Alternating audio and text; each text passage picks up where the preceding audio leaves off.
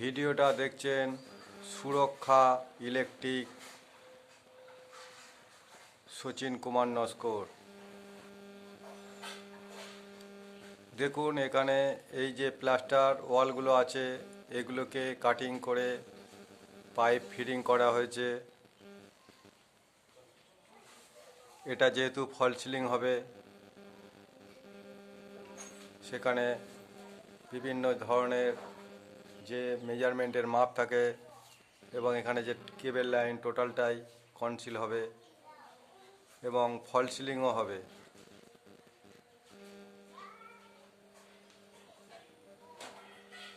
এটা dining passage.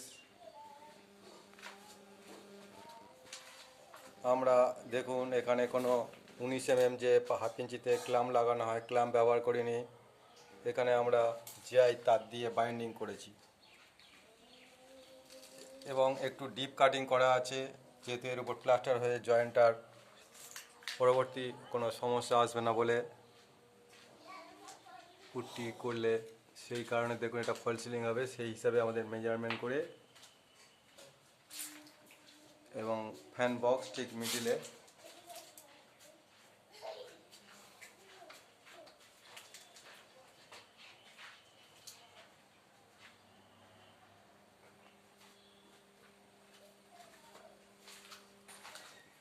দেখুন এখানে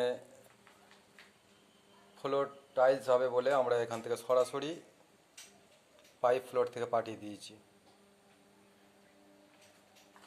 এখানে ফ্লোরে আমরা এই পাইপ পাঠানোর জন্য হাফ ইঞ্চিতে কোনো কাটিং করে ডিপে যেতে লাগবে না। যেহেতু টাইলস হলে তার যা মেজারমেন্ট হয় হাফ ইঞ্চির থেকে বেশি মশলাকে যায়, তাই এখানে প্রয়োজন নেই। আর দেখুন এখানে একটা 12 ওয়ে ডিবি বক্স এবং কিছু মলদ্রব পরিবর্তনের জন্য আমরা আগের ডিবি বক্স থেকে লাইনটাকে সিঁড়ির তলাতে নিয়ে এসেছি।